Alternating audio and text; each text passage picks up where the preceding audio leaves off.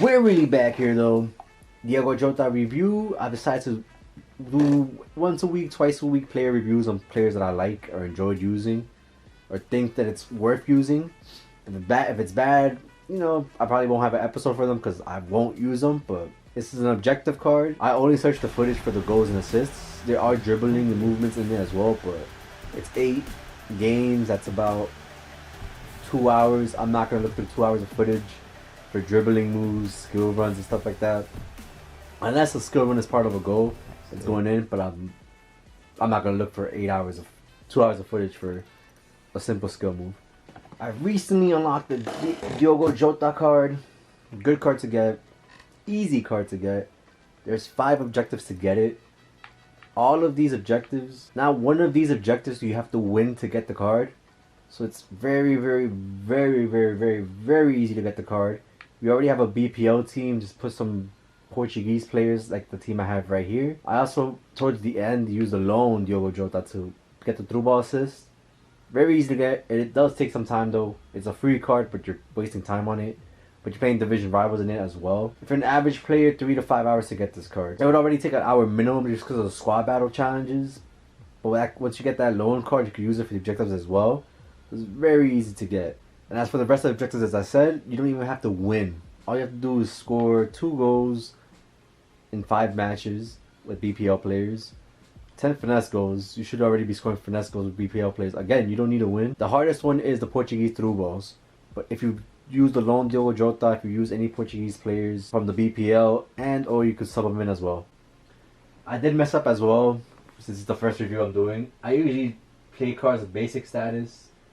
From the basic stats that I'm seeing, pace is pretty good, dribbling is pretty good. His sprint speed 79 with an acceleration of 88. Agility is high, 87s. Shootings, passings, all mid 70s. Defense doesn't really matter. I'm not gonna put defense in the review because you're not using this player for defensive. Even if you want a high press, pressing is not based on the defensive skill. It's more based on the pace. What I should have used this episode, and I didn't use, and I'm gonna use once, the Hunter Kemp style. The Hunter Kemp style brings pace to a 93, acceleration is a 98, sprint speed's at 89. That's ridiculous. And the shootings go up to 84, his finishing's 87, shot power is 87, positioning's 87. It's a crazy card to shoot with. I liked it already with the basics, so I could imagine if it was a Hunter card. He has 5-star weak foot, 4-star skill moves. Last year I really liked players with 5-star skills, 4-star weak foot. This year you don't need skill moves that much. Skill moves don't really matter. It's mostly about passing, finding the open space, and scoring. That's about it. And getting your either lucky using the pace and just using great passing to find positioning. That's about it. And not only that, he is also a one-to-watch card. There will be gameplay in the backgrounds of the assists and shots and goals that I made with him during some of the games that I've recorded. The best part about this card as well, it's a one-to-watch card. So when he does good in real life, his first game he played, he scored a goal. Last game against Aston Villa, let's not even talk about it. He didn't score, but you know the team just is shite. But he's killing it recently.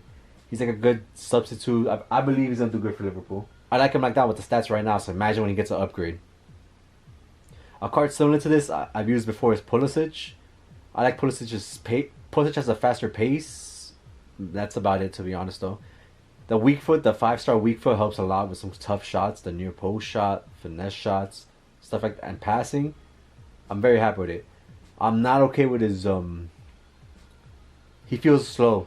I feel like defenders can catch up to him real quick, but his dribbling, his if you use side steps to get over it and ball rolls and step overs, he passes over the defenders very good. Shooting wise, he's hit or miss. His near post with his 5-star weak foot, that's the main reason I'm hyped for this player. Very good. Passing though, I did not like his crossing. His crossing was like he only had good crossing. He was super wide open, like ridiculously wide open. If not, he would get blocked. He would get or do a horrible pass. Through balls were decent, but crossing was horrible. He did one crazy assist to the scorpion kick, but physical. His physical, he felt very weak in the game. I felt like anyone could overpower him. Once he got tackled, it was over for him. But he does fight back for the ball though. Like he'll get pushed off the ball, but he'll get back to try to push back for the ball. He won't win it most of the time, but if you pass a player with the dribble, he's through on goal, he's through for an assist. He's a good player for that. Finally, this card worth like my overall final reviews for this card. Pace, I said he's fast, but not the fastest. 8 out of 10. Dribbling, he gets around here and there. He has some good dribbles, but again, I like his dribbling a lot, but it's not the best. He can pass players if he needs to, but then good defenders will catch up to him. 8 out of 10. Shooting, that 5-star weak foot boosts up his shooting. And now I would have gave it like a 7 because of that 5-star weak foot. Very high. Passing, 8 out of 10 because the 5-star weak foot helps it a lot. He's good for through balls, he's good for normal play, but the crossing, if he could cross, he would get a 10 out of 10. But just that crossing, and it's a main stat this year.